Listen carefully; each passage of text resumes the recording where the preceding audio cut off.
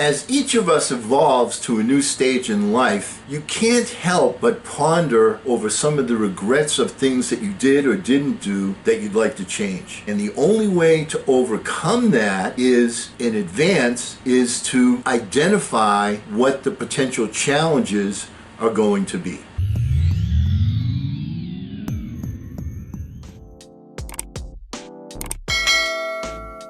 Hello again, everyone. I'm Eli's dad with Project Eli, where we educate, lead, and inspire. And I just read an article by a lady named Karen Nemo, N-I-M-M-O, entitled The Top 8 Regrets of Middle Age.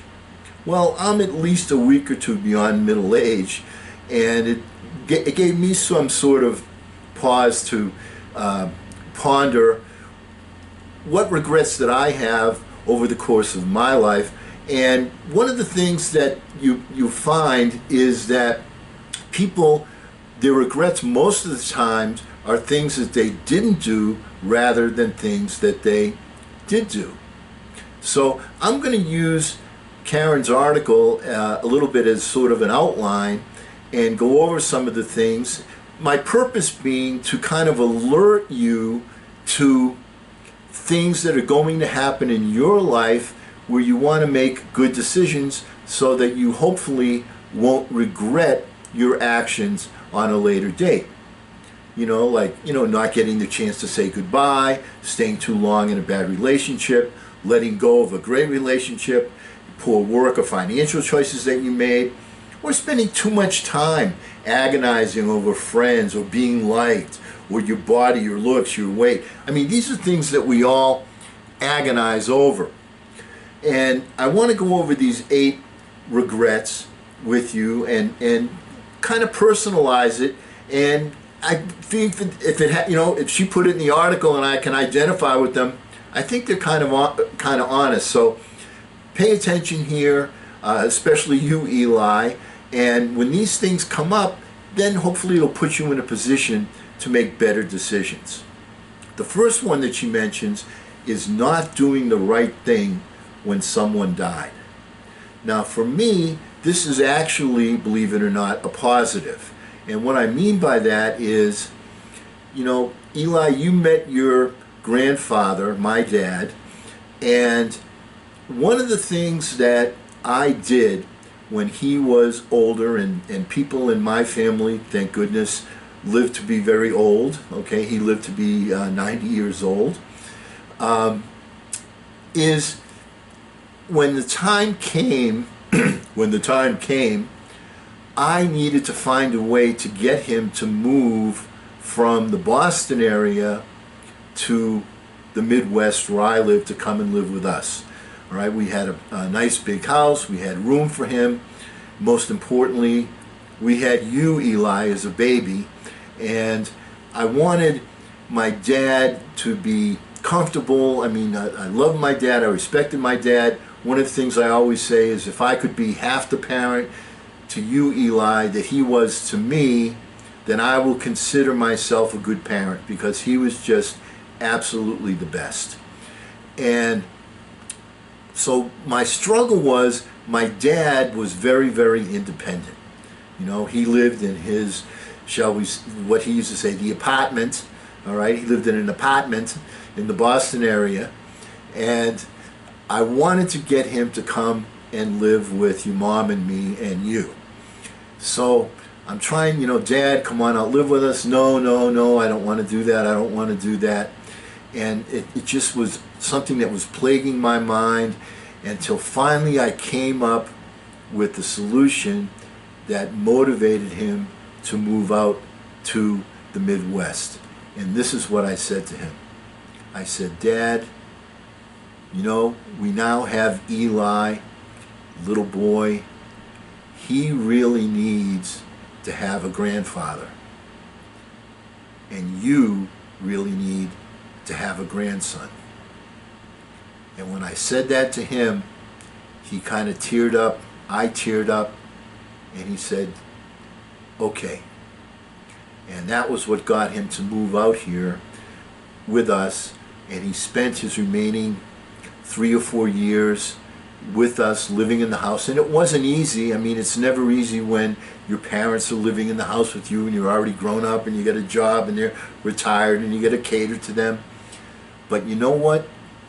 When he died, I didn't have any regrets whatsoever, because I felt that we as a family had done what we could to make him comfortable, to make him as happy as we could make him. And his mom, I mean, my dad went to Harvard. He's a very, very smart guy. Unfortunately for me, my sister got, 70% of those smarts. I got the remaining 30. But my point is, I wanted him to feel good. I wanted to make him as comfortable as I possibly could. And his mind was going, and it took a lot of work. But you know what? In retrospect, that is one area where I have no regret. But I can see where other people have that kind of a regret. So I want to alert you beforehand to do the right thing at the right time, be creative, don't give up, and get that job done. The second regret is spending too much time worrying and being afraid. You know, this is something where people just, when they're doing their thinking, they're thinking about, all the reasons why something can't get done instead of the reasons why something could get done. It's really very, very simple, and this is what causes procrastination, because people see the glass as being half empty instead of half full, and they don't motivate themselves out of the fear of failure. And one of the lessons that we preach on this personal development channel is that the more you fail, the more successful you're going to be. It doesn't matter how many times you fail. It doesn't matter how many times you strike out. Babe Ruth struck out more than anybody else, but he also hit the most home runs. And in order to hit home runs, you got to take a big swing and not worry and not be afraid. The third one is not having enough adventure in your life, or to put it a little differently, as Karen puts it, staying in your comfort zone. You've got to be able to get out of your comfort zone. And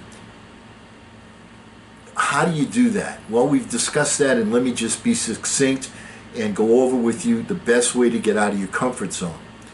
What you do is you visualize your end result, you chunk it down into a small step, and you make sure that that step is just a little bit out of your reach, yet still achievable. You want to be able to say to your mind, you know what, it's going to take a lot of work, it's going to take a lot of effort, it's going to take a lot of time, it's going to take a lot of dedication, but I can do that with persistence. If you're going to say, you know what, I want to fly like Superman, you're never going to be able to do that. So, but the point is, if you want to say, I want to jump Eli, and I want to, from a standing position, jump and touch the rim, you may not be able to do that right now, but with persistence, with effort, with putting time in, you'll be able to achieve those types of things. So get out of your comfort zone, make your reach a little further than what you can grasp, and you will get there. Chunk things down. Number 4, staying too long in a bad situation.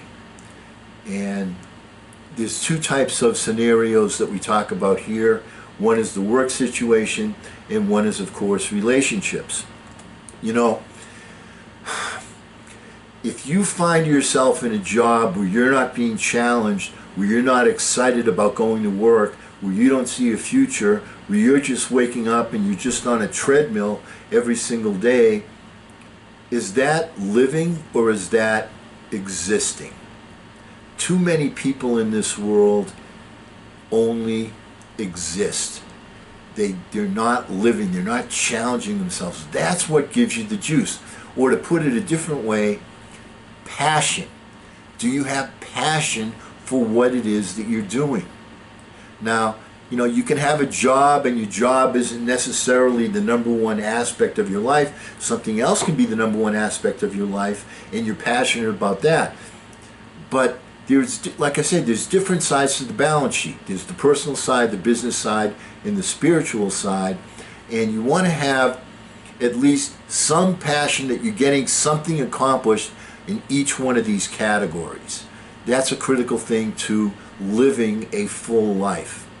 Also, once again, on the personal side of the balance sheet, you want to give your relationship things a chance, but people that you hung around with as a kid, as you get older, they kind of meander away, or you meander away. Your interests, are in different directions, and sometimes what you need to do is you need to cut them off.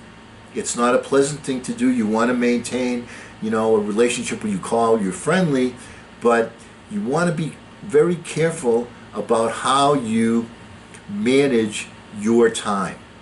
That is a critical thing. You have to learn to say no to certain people that are putting requests for your time.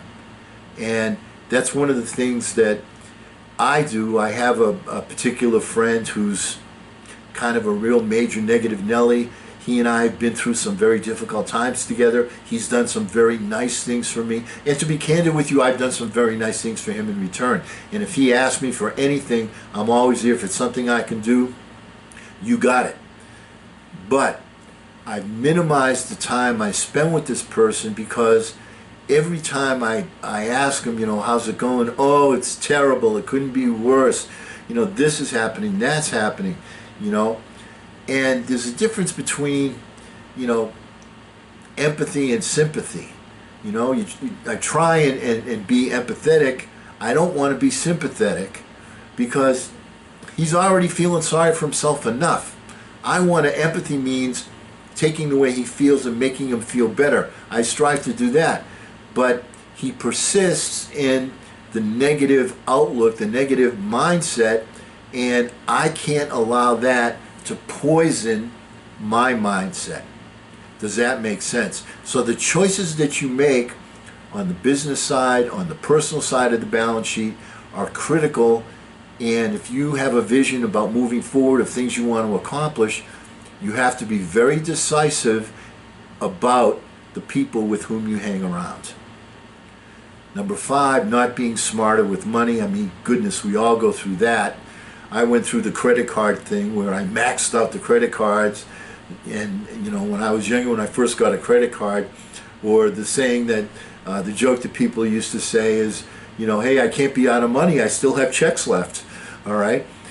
You want to be smart with your money, and that's something that takes discipline. It takes planning.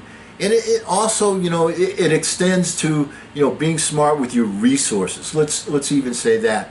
Now, let's suppose you get a certain number of days off at work, and, some people never have any time left over. Last year I had my hip operated on. I was working at that time, and fortunately for me, I had a whole bunch of time left in the bank, because I was disciplined and went to work every single day. Didn't say, well, I'm getting a little bit of a sniffle, I'm not going in today. I went in every day. It took a real major sickness, illness reason for me not to show up at work.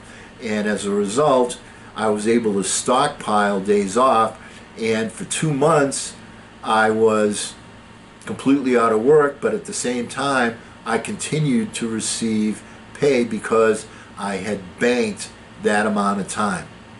So it's not just money, it's resources. Keep that in mind. You want to make sure that there's always something in the bank that you can use. Number 6, not getting more education or choosing the wrong path to go. I'll give you an example. There are many people that are quote-unquote educated, that have the letters after the name, that are doctors and so on and so forth, but they're not that educated. And one of the things that I found in my life that was helpful, and I preach this to you, Eli and everybody else, is the importance of finding a mentor. First you find your purpose. First you find your goal, your objective, your burning desire. And then you find the person that has accomplished things in that particular arena.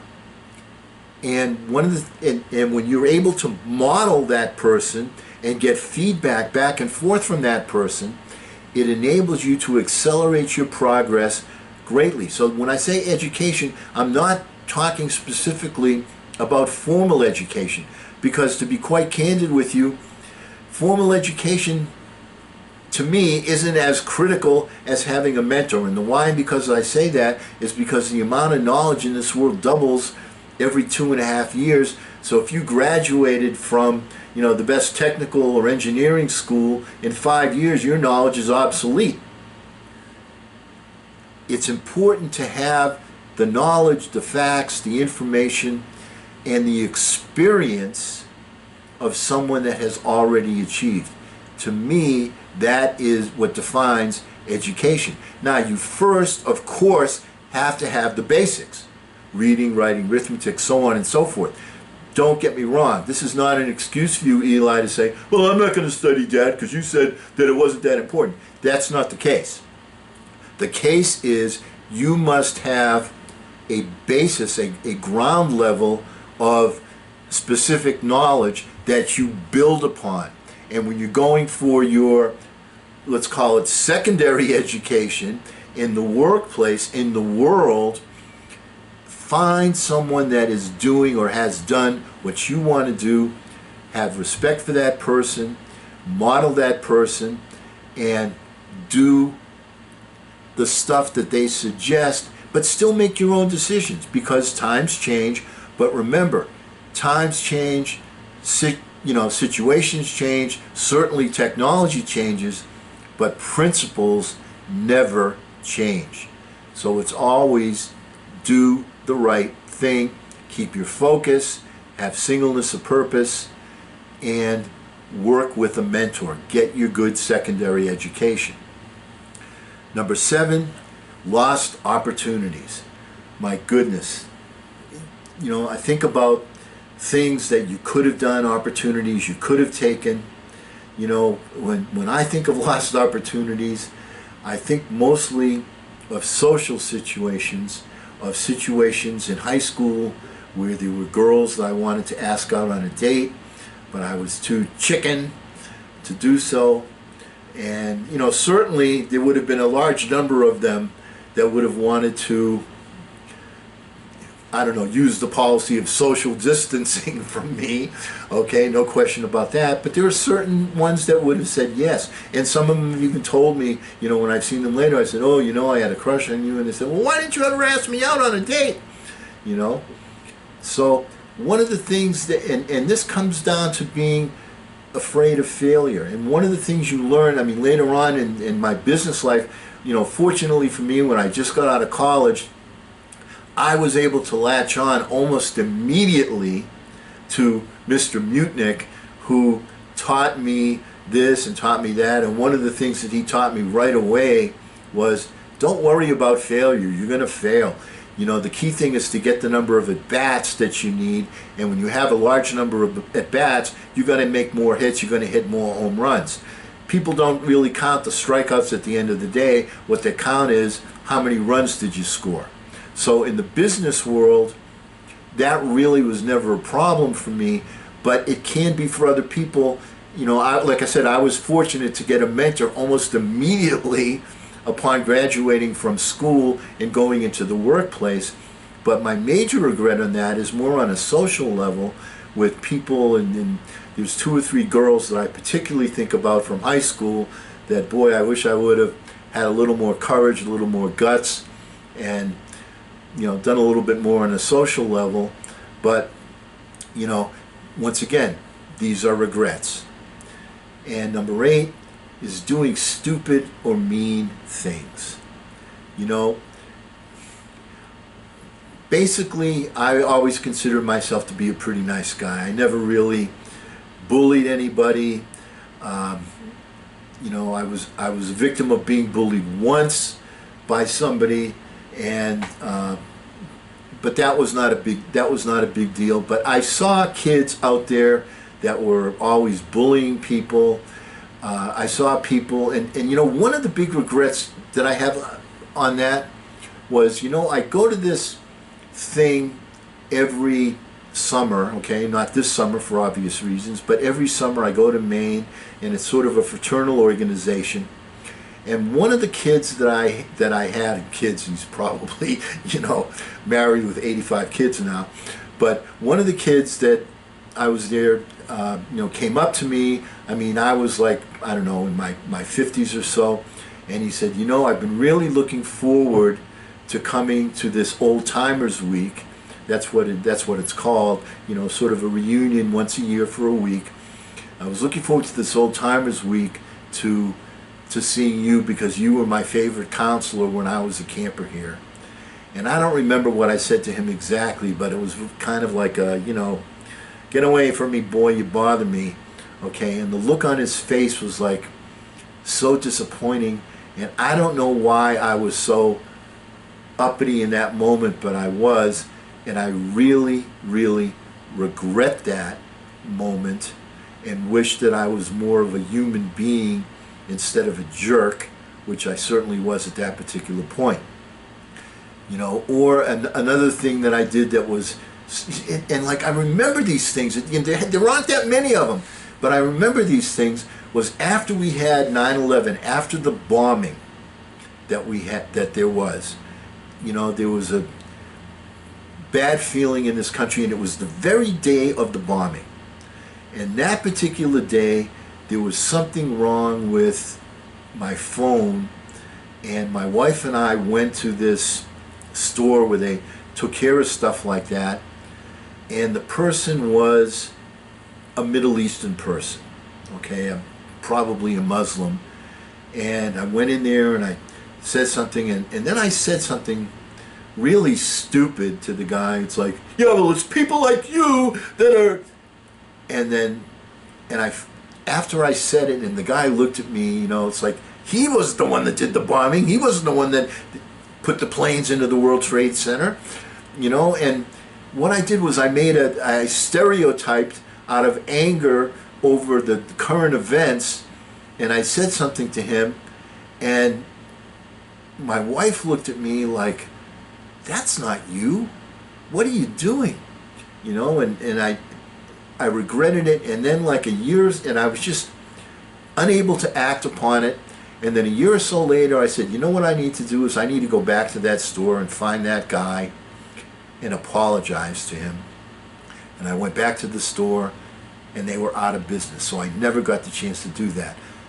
But stupid things like that, those were, bullying or doing stupid or mean things, that was a regret. So give yourself some pause, before don't let your mouth get ahead of your mind where you're going to regret what you said. So those are the 8 regrets that are mentioned in the article that I've kind of personalized for you, and I'm sure that you all have your own stories about that. And the article was regrets that you have at middle age, and most of those they all happened before I was middle aged. So the point is, be on the lookout, identify those 8 things, and let me go over with you very quickly what they are. Not doing the right thing when somebody dies, spending too much time worrying and being afraid, not having enough adventures, staying in your comfort zone too much, staying too long in a bad situation, both work or personal, not being smart with your money, not getting the right education, opportunities that were lost because of inactivity on your part or because of procrastination, and doing stupid or mean things. And I'm speaking to you, Eli, from the heart, not from the keister. In order to overcome these issues, you first have to identify them. So I want to identify them, put them out there for you so that you can be a better person. And because we will never end a meeting on a philosophical note, let's all get out there and charge! I'm Eli's dad.